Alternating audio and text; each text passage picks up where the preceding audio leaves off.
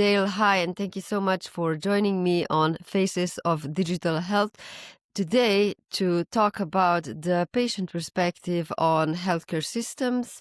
How is the role of patients changing today? How can technology help? And how can we as patients make sure that the care that we receive is really the best? Because with the straining healthcare systems, the role of patients is becoming increasingly important. And luckily, with AI and other technologies, we are getting more power, and it's getting easier to get to information. So welcome. Hi, good morning. So first of all, apologies. I'm a little bit under the weather, so sorry about the stuffiness and the slightly puffy red face. No problem at all. You have a very specific story. Not only did you get diagnosed with oesophageal cancer, you also, this happened after your wife was diagnosed with lung cancer, and 12 days in your diagnosis, your mother also passed.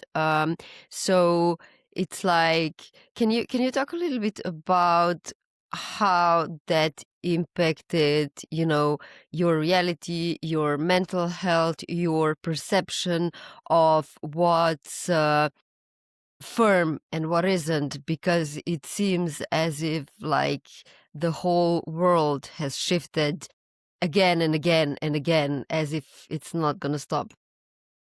Yeah, it was a very interesting time. So I think the best way to do it is probably to recall a part of the story and sort of run people through it so that they can understand the real impact of it. So the middle of summer 2024, my partner had a bit of a funny turn. They actually thought it was a heart attack at first. They took her into hospital, they ran some tests, and as part of that, they did an X-ray. On that X-ray, they were very lucky to actually identify a small cell lung cancer. So she then went in and had a lobectomy, so the entire upper right lobe of her lung removed.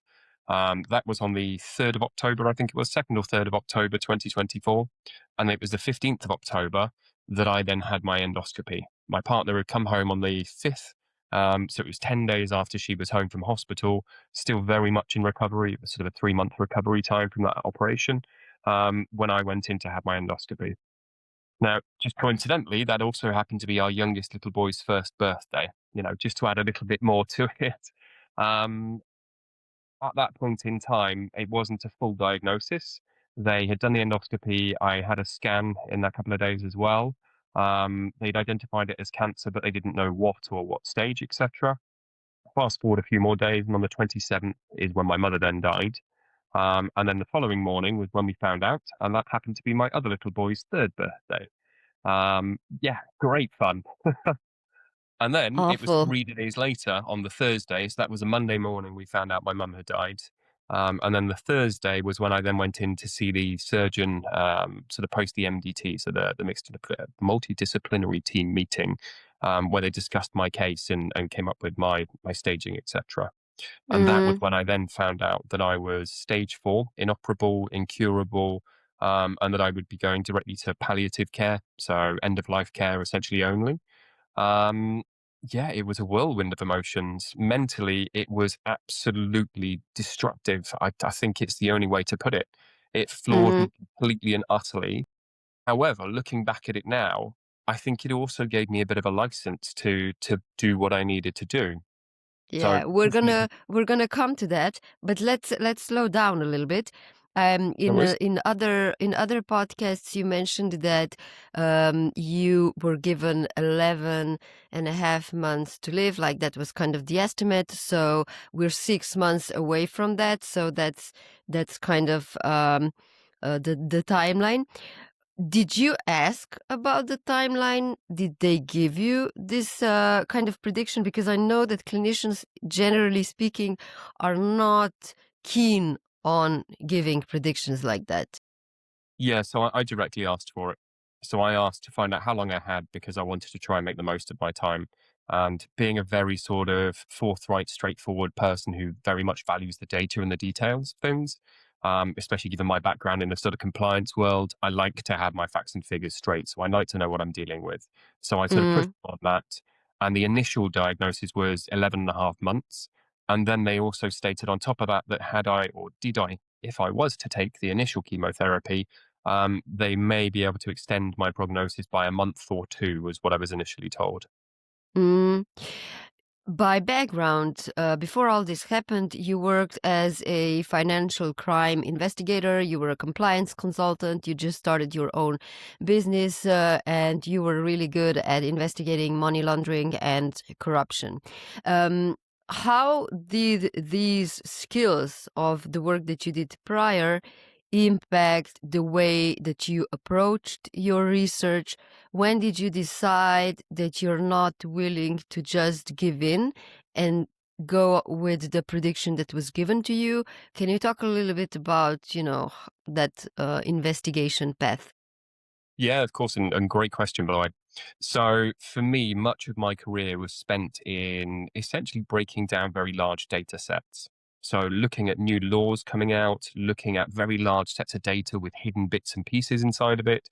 So, if you think of a list of financial transactions that's, millions and millions of lines long and hundreds of lines wide, it was my job to pick through those individual bits and pieces to try and find out where something had gone missing or where a fraud had been committed or to pick out anomalous data, etc.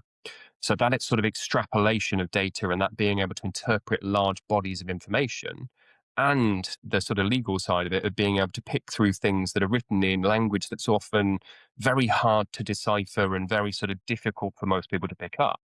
That was Just sort of like medicine. exactly the perfect skill set.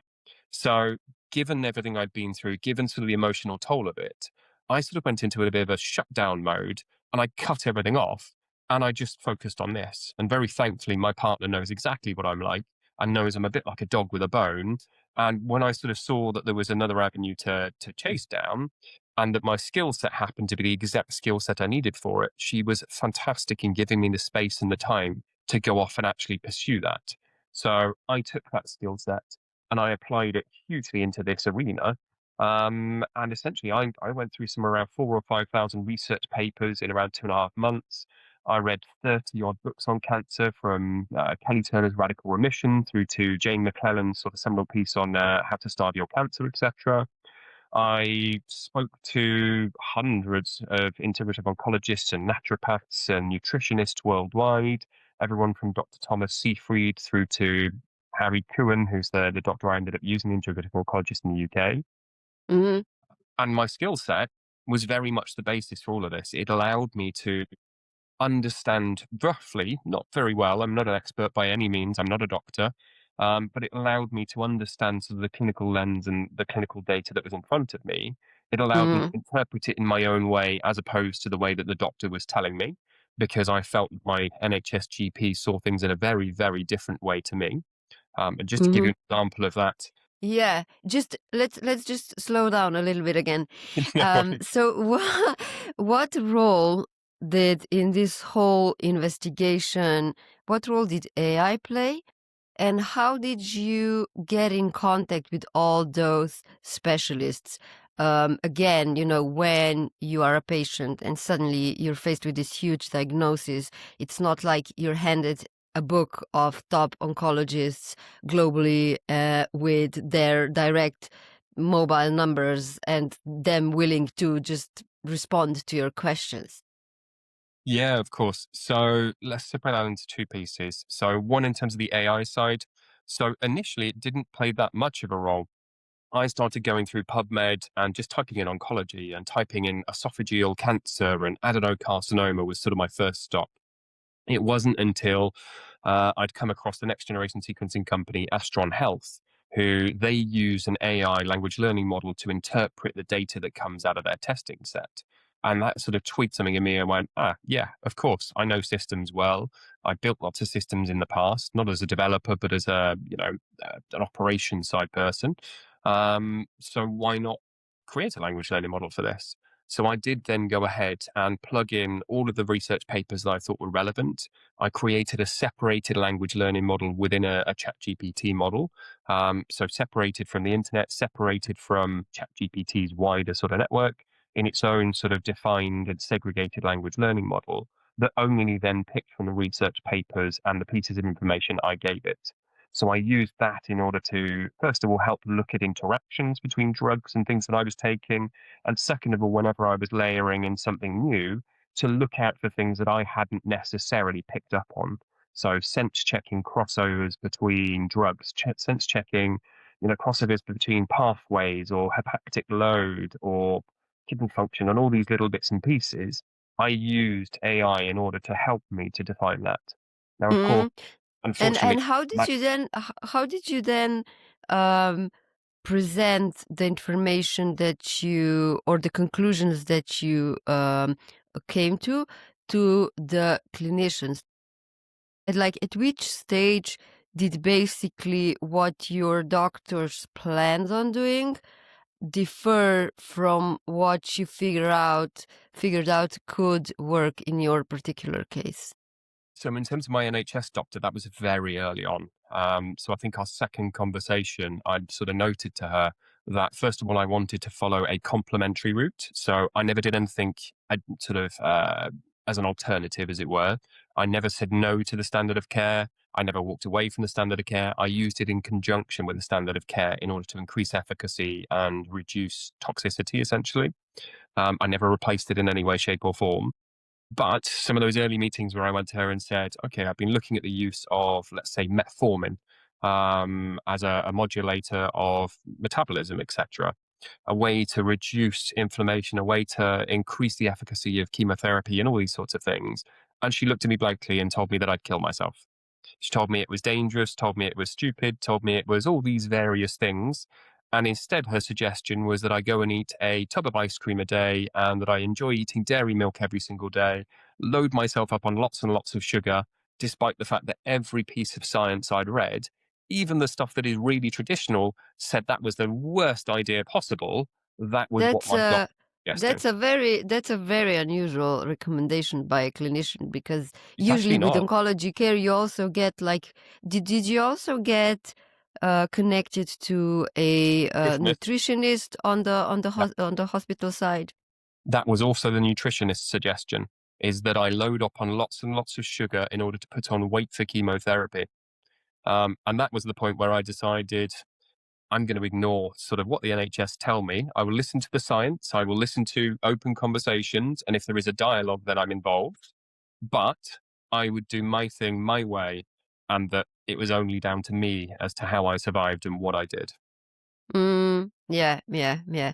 Yeah, I think it's important to just I guess noticed that basically, as you said, you didn't reject the treatments that were kind of recommended to you, because, well, obviously, patients, when you're very sick, you try everything you can think of, everything that you read, and many doctors understand that, but sometimes it also happens that patients, because of the disappointment, completely um, um, give away or give up on medicine and just do the alternative route, and then they only come back to healthcare after it's already too late.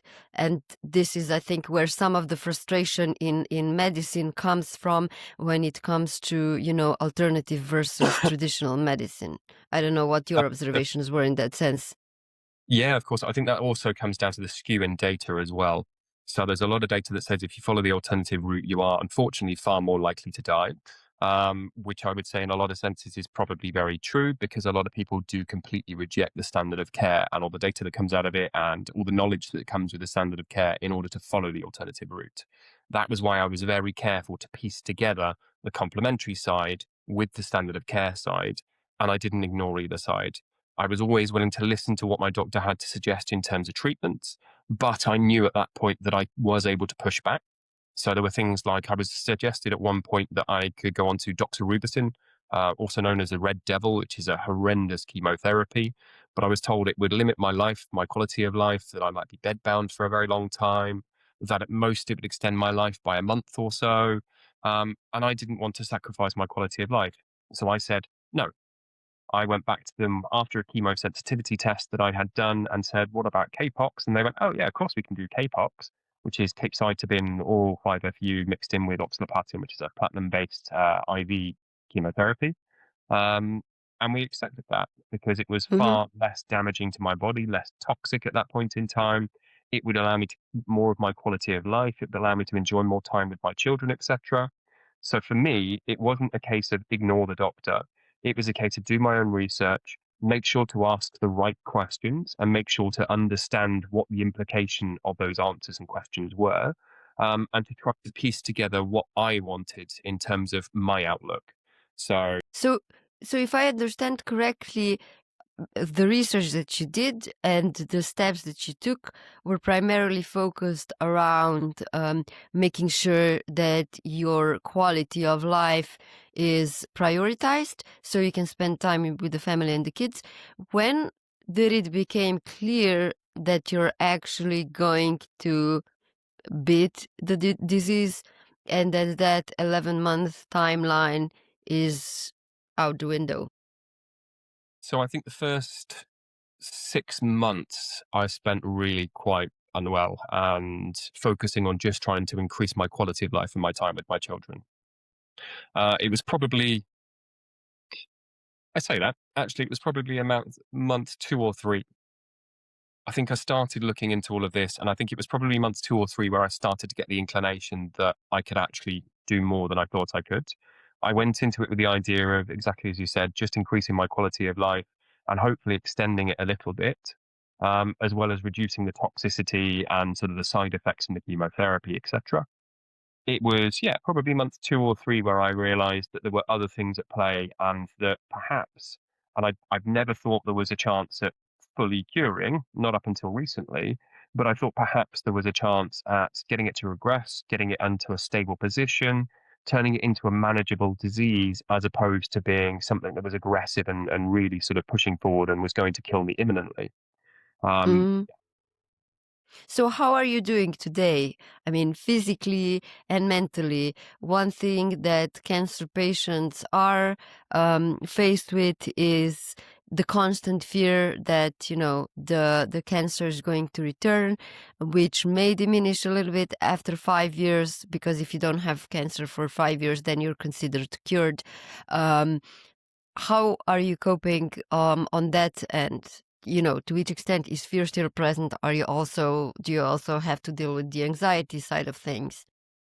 Yeah, very much so. So I'm still not actually cancer free at the moment. So unfortunately, back in the tail end of last year, I picked up one of a very number of viruses, the joys of having children in nursery, etc. And sadly, the load on my immune system, unfortunately, made the cancer kick back up, and it started to grow ever so slightly again. So I am, as it stands today, back with a little bit of thickening in my esophageal or distal thickening in my esophageal wall, and I've got one lymph node that is slightly enlarged as well. So I'm not quite cancer free yet, but I will be, fingers crossed, relatively soon. I just need to get rid of the colds and flus that the children keep bringing home in order to get there. Mm, So unfortunately, that sort of anxiety hasn't gone yet. I haven't made its ned yet. And then the other unfortunate thing is because I was deemed as stage 4 incurable and inoperable, they will never technically class me as cancer free. I will never go uh-huh. into remission. I will only be no evidence of disease, which is great for my insurance purposes. It means I'll never be able to travel anywhere interesting because no one will insure me, but at least I'll be alive. Yeah, yeah, yeah, yeah. That's like the impact of a diagnosis on your medical record on the rest of your life, may it be getting a loan or doing things like that. That's a whole, Employed. yeah, another chapter altogether. And yeah, actually, in Europe, there's been in the last 10 years a huge movement towards the right to be forgotten.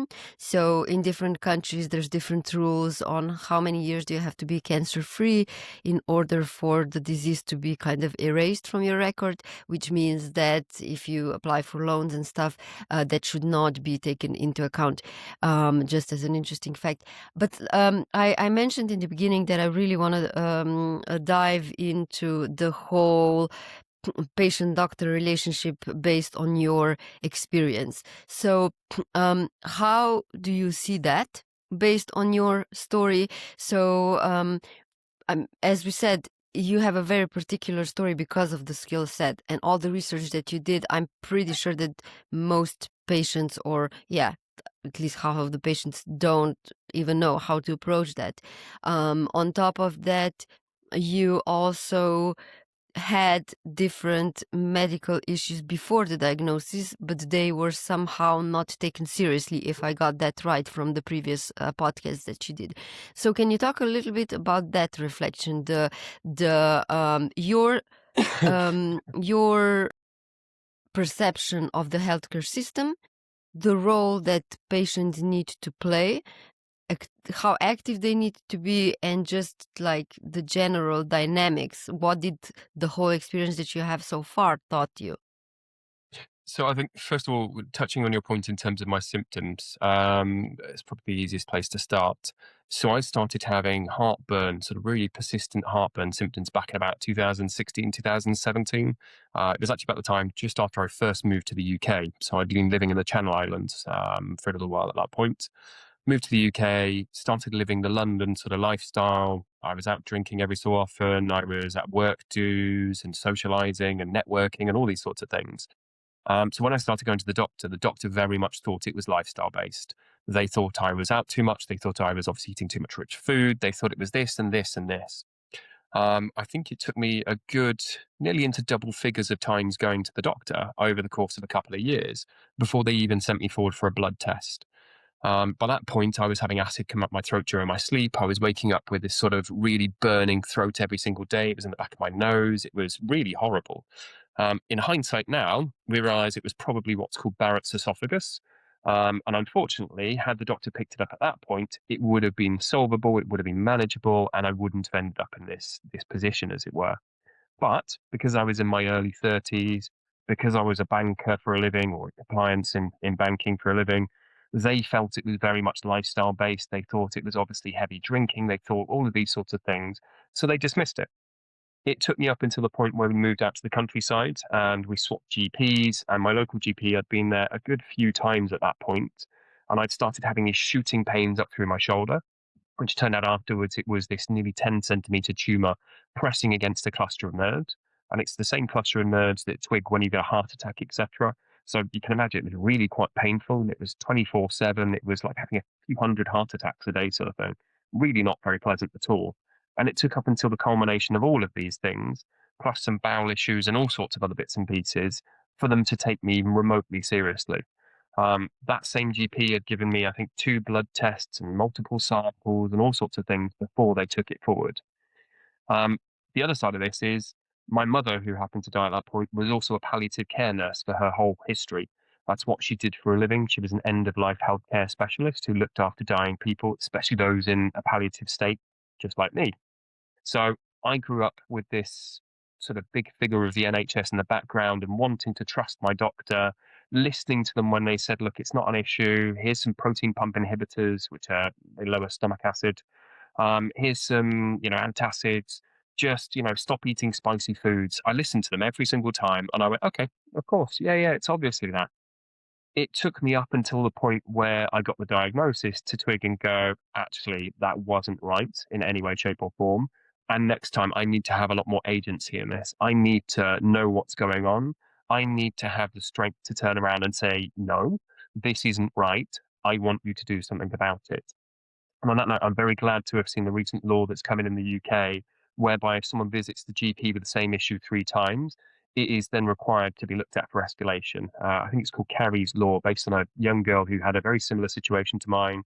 And because of her age, she was passed off and sort of ignored until the point where she was terminal and unfortunately passed away. And her family have now Hmm. campaigned for this. So, firstly, I'm very glad to see that now in place. And hopefully, this situation won't happen too much more in future for similar people. And then in terms of my relationship with my doctor, so I went into this very much wanting to trust and listen to them. It was at the point where I was told, palliative, nothing more we can do. I'm really sorry. Basically, go home, sort your life out. That's it for you. It was at that point I went, actually, no. I went, that's not enough for me. That's not what I want to do. That's not me done. I am not ready to give up and just roll over and die. Thank you for my prognosis. That's a great target for me to aim for, but I'm going to be here for a long sort of time afterwards. And it gave me that drive to push through it. So I have a bit of a tenuous relationship, I would say, with my doctors now. When I say tenuous, that's not fair. I have a love-hate relationship with my doctors now.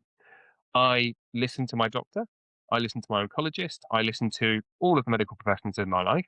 But instead of taking what they say verbatim, white coat syndrome, just going, yes, this is what I'm going to do, I go, thank you very much for the information.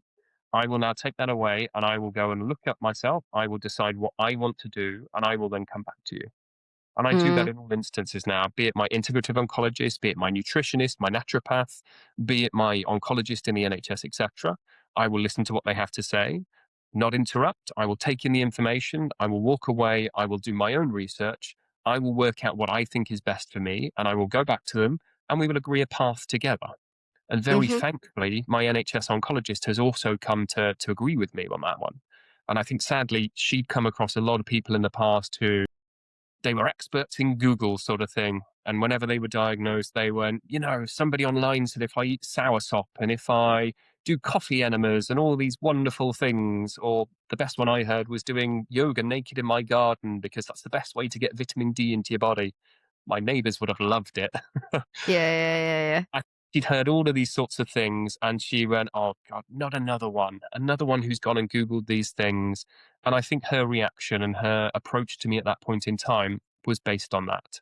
And I take Yeah. that into account. I understand completely why she took the track that she did. It's all forgiven, it's all in the past. And we now have a good sort of working back and forth relationship where if I come and say, look, these are my symptoms, this is what I want to do, she will at least listen to me and go, okay, well, look, this is what I think. This is my approach. This is why I think this. This is the science behind it. And I go, amazing. Thank you. That's Mm, what I need to hear. Now I can make my decision based on the facts. I can make my decision based on your input. But this is my journey. This is my health. This is my life. And therefore, it's my decision to make and not yours on my behalf. So mhm. it went from a difficult relationship. It's now becoming quite a good one. I think it's what you're describing also speaks to the importance of literacy and just how you approach communication with your clinicians, because there's a difference between trying to be efficient in the discussion that you have with your clinician, thinking like the workload that they have and which types of information would be most useful for them, which types of information they are most likely to take seriously, versus saying a random person said I should do naked yoga, or just like bringing a pile of papers that the doctor has no way or time to go through. So based on that, what would you advise to patients, or what did you learn in terms of the type of communication you need to create so you're heard in the research that you did in the past? That's a really fantastic question. Thankfully for me, this is another part where my skill set and my background happen to come into play. Having spent many years sat on boards and presenting at boards and trying to create board papers and all these sorts of things, I was very adept at cutting down information to small, very usable, very easy to communicate blocks to the different stakeholders at hand. And that's what I took into this as well. So instead of coming along with lots of research papers, instead of coming along with a big garble of such and such on Facebook said, I cut it way, way, way down. And I realized that my doctor was only interested in things that directly affected the treatment that they were giving me. So I was Mm-hmm. also, well, I should separate this out into two.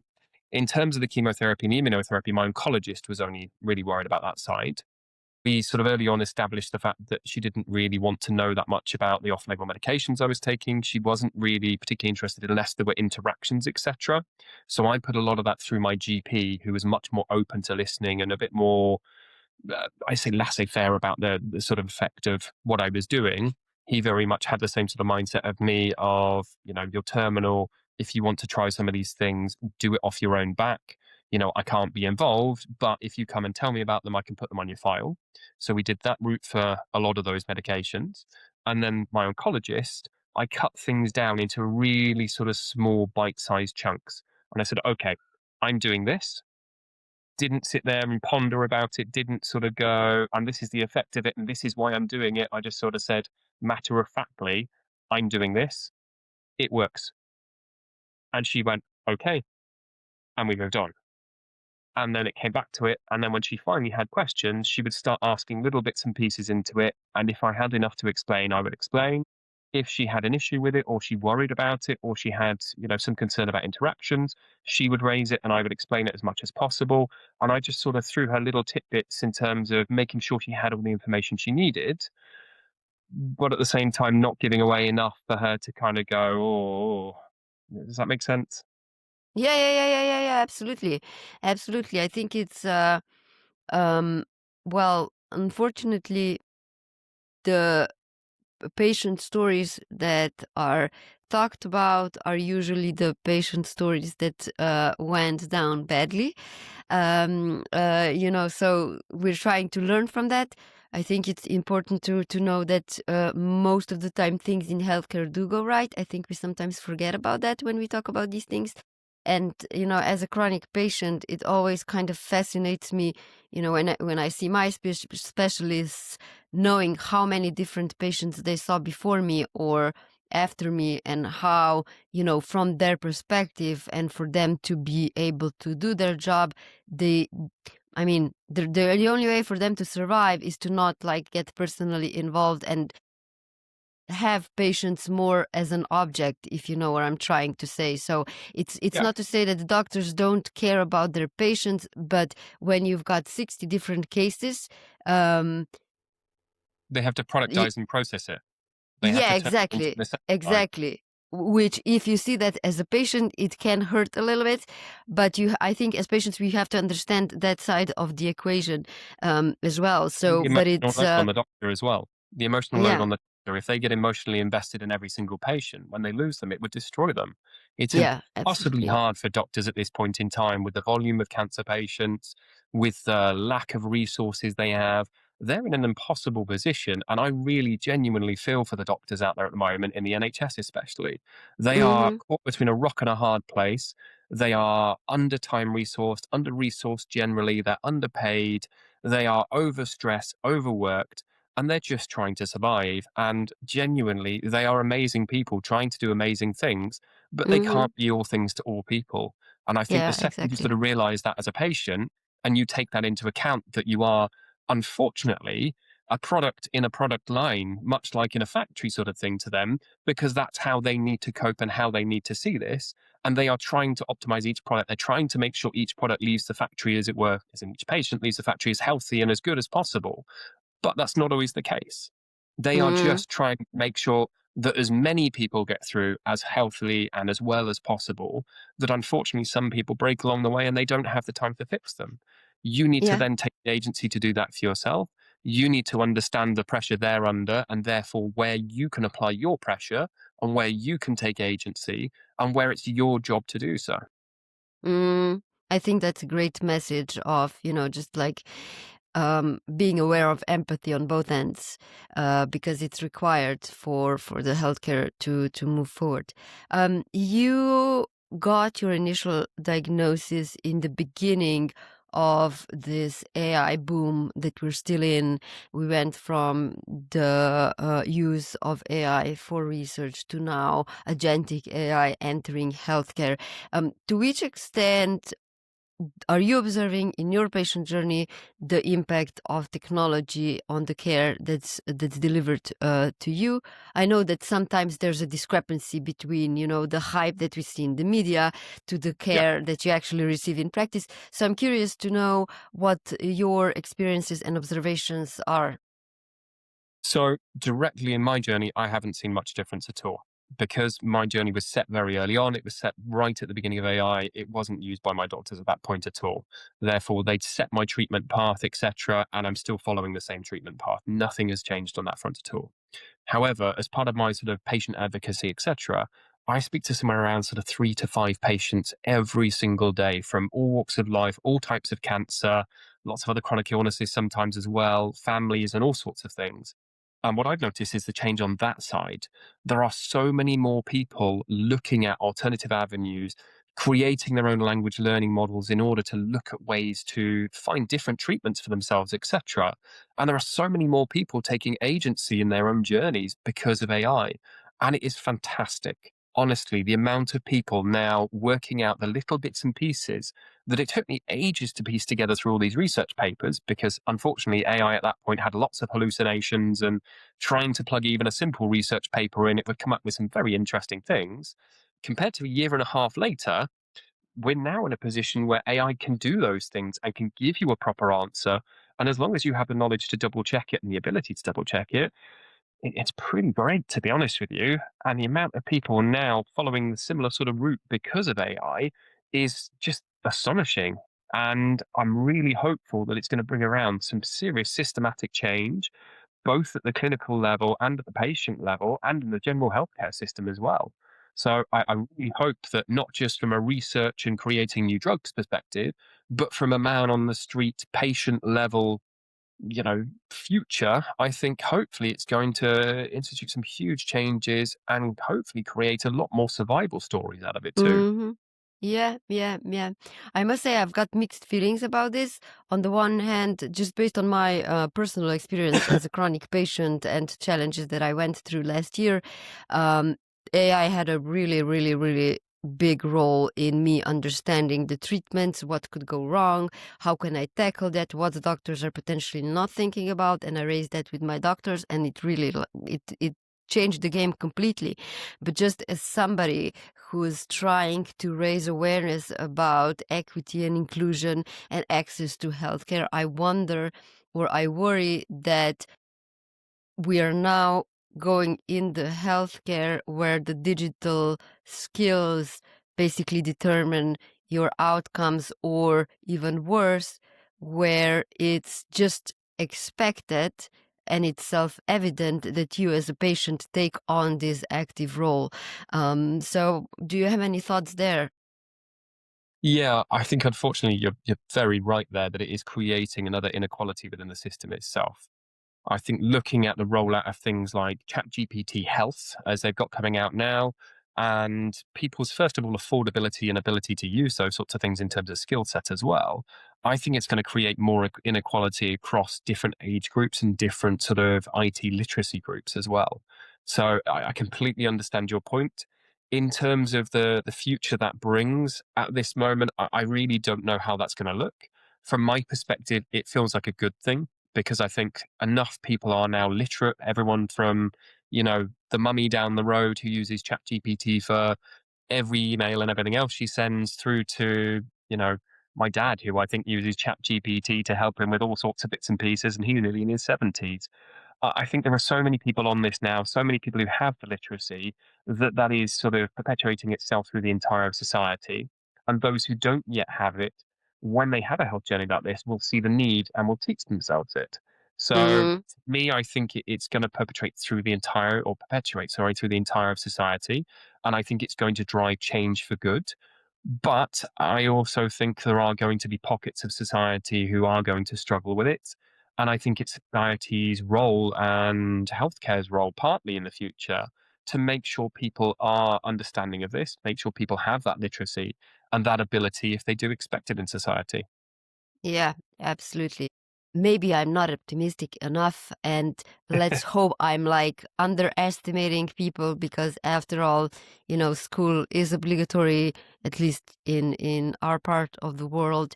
So maybe that's just gonna be the same type of a skill as being able to write and read. So let's hope for that future. I think, by the way, your optimism point also brings up something else interesting, which is unfortunately AI, much like Google algorithms are, is often led by the sentiment of the person putting in the question. Unfortunately, especially in a diagnosis like mine, a lot of people go to the negative and they're quite pessimistic about it. And they go, look, I've been told I'm going to die. This is, the end of my world. And they dwell in that sort of desperation and despair. And unfortunately, AI can pick up on that sometimes. And it can help to perpetuate the badness in a lot of these things. And it can help make them feel worse about it. And it will front the horror statistics, as they're called. It will front the things about, reaffirming that this is your prognosis and this is why it exists. And I think we also have to be quite mindful about that effect in AI and technology in general, and make sure that we, first of all, assure people that something like a prognosis is not the be all and end all. It's a diagnostic tool. It is there as a rough sketch out based on data. It is not based on your exact circumstances and your scenario and who you are. Therefore, it is not something you can be tied to.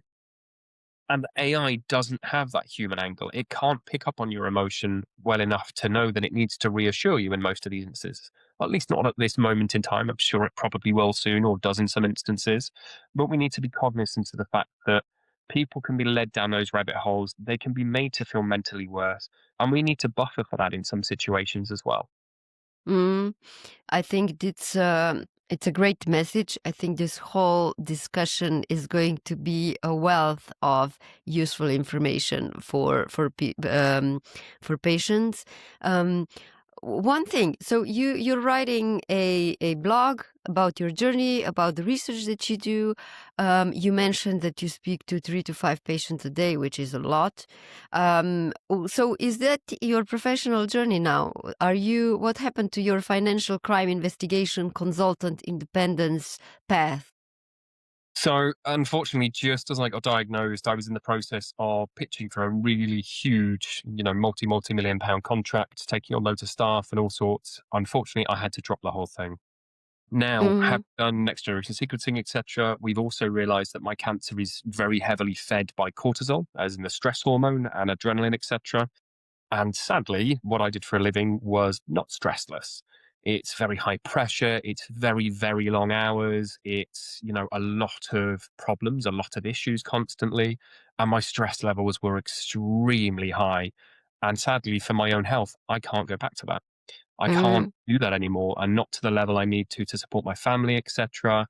So I have had to leave behind my career. Do you But miss it? yeah, I do. I really do. I don't miss going to the office. I've got my nice little office set up here instead. Um, I do miss my career. I miss working colleagues. I miss, the mental capacity and the mental load side. I miss having that mental workout hugely. But Mm-hmm. now, instead, I've got a couple of things in the irons in the fire, as it were. First of all, I'm offering some advisory services. So it's high impact decision making type of thing.